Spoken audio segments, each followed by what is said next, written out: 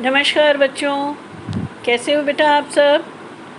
बेटा आज आपकी एक और नई वर्कशीट नंबर 34 लेकर हम लोग फिर उपस्थित हैं।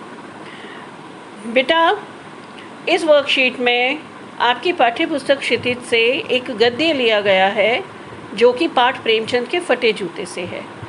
लेखक हरिशंकर परसाई जी ने इसमें प्रेमचंद जी का एक चित्र दिया गया है, उसमें एक जूता फटा हुआ है। उस फटे जूते को लेकर ये लेख लिखा है। चलिए शुरू करते हैं। मैं चेहरे की तरफ देखता हूँ, क्या तुम्हें मालूम है मेरे साहित्यिक पुरखे किसे कहा गया है बेटा? जो साहित्य में इनके पूर्वज थे, यानी कि जैसे कोई रिश्ता नहीं है इनका, लेकिन साहित्य, ये जो रचनाएं लिखना, कहानियाँ, काव्य, ये सब लिखना होता है, ये साहित्य होता है। और इस साहित्य को लिखने वाले जो इनसे पहले के लोग हैं उन्हें इन्होंने साहित्यिक पुरखे कहा है। बेसिकली पुरखे कौन होते हैं? जो हमारे पूर्वज होते हैं, हमारे दादाजी के दादाजी, उन्हें पुरखे कहा जाता है। लेकिन यहाँ पर साहित्यिक पुरखे इस्तेमाल किया गया है, यानी कि साहित्य में जो उनसे पहले के लोग हैं वो। तो लेखक कहते हैं कि तुम्हारा जूता फट गया है और अंगुली बाहर दिख रही है, क्या तुम्हें इसका ज़रा सा भी एहसास है? जरा सी भी लज्जा, संकोच या झेप नहीं है? क्या तुम इतना भी नहीं जानते कि धोती को थोड़ा नीचे खींच लेने से अंगुली ढक सकती थी? मगर फिर भी तुम्हारे चेहरे पर बड़ी बेपरवाही, बड़ा विश्वास है। क्यों है वो बेपरवाही और वह विश्वास? क्योंकि वो ईमानदार हैं।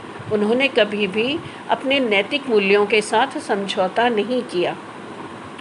फोटोग्राफर ने जब रेडी प्लीज़ कहा होगा तब परंपरा के अनुसार तुमने मुस्कान लाने की कोशिश की होगी, लेकिन दर्द के गहरे कुएं में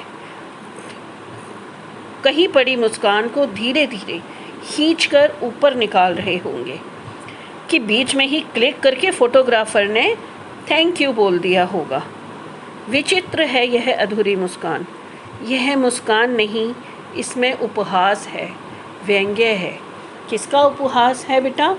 इसमें उपहास है समाज के दिखावे वाली प्रवृत्ति का, उन लोगों का जो कि पहले बेटा उस समय में साहित्यकारों की बहुत ज़्यादा अच्छी स्थिति नहीं थी।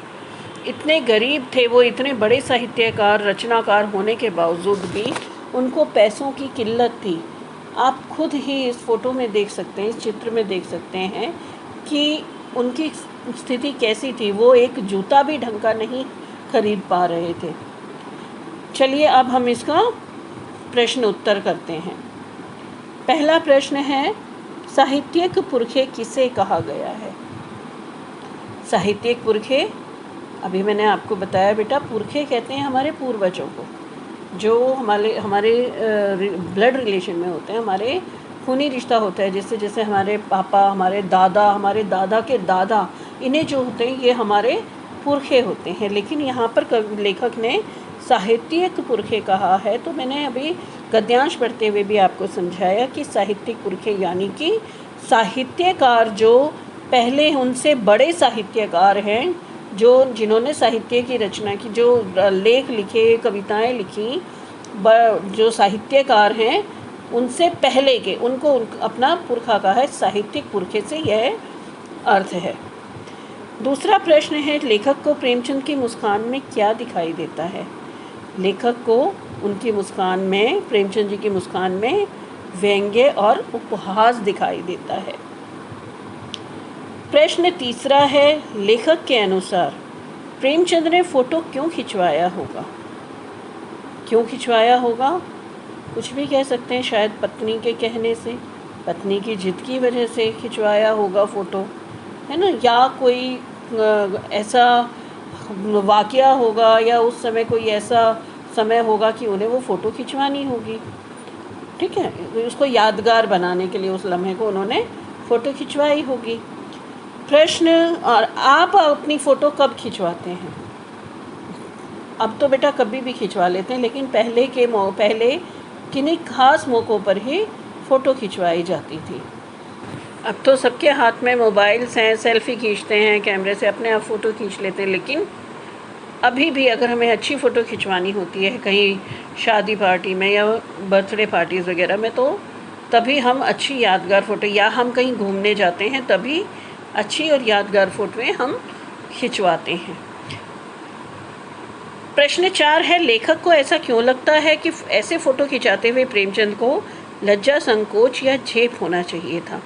बेटा, इसमें लेखक ने व्यंग्य किया है समाज पर, लोगों की उस प्रवृत्ति पर जिसमें कि वो सिर्फ सौंदर्य देखना चाहते हैं, जो अंदर है वो चीज़ नहीं देखना चाहते। अंदर मतलब अगर कोई इंसान कितना परेशान है, उसकी गरीबी को नहीं पसंद करते हैं, लेकिन दिखावा पसंद करते हैं, सच्चाई पसंद नहीं करते हैं लोग। प्रश्न 5 है हमारा, गद्यांश में आए आगत विदेशज शब्दों को छांटिए। जैसे रेडी प्लीज़। विदेशज शब्द कौन से होते हैं बेटे? वो शब्द जो हमारी भाषा में बाहर से आए हैं, जैसे इंग्लिश है, अरबी शब्द हैं, ये शब्द विदेशज शब्द कहलाते हैं। तो इसमें आप देखेंगे, पढ़ेंगे पैराग्राफ, तो इसमें रेडी प्लीज़, फोटोग्राफर, बेपरवाही, थैंक यू, ये सारे शब्द जो हैं ये विदेशी शब्द हैं, यानी कि दूसरी भाषा के शब्द, दूसरे देशों के शब्द जो हमारी भाषा में शामिल कर लिए गए हैं।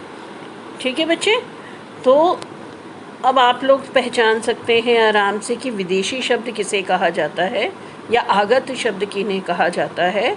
वे शब्द जो दूसरी भाषाओं से या विदेशी भाषाओं से हमारी भाषा में सम्मिलित कर लिए गए हैं, उन्हें आगत शब्द कहा जाता है। तो हमारी वर्कशीट पूरी होती है, हम अगली वर्कशीट में फिर मिलेंगे बेटा।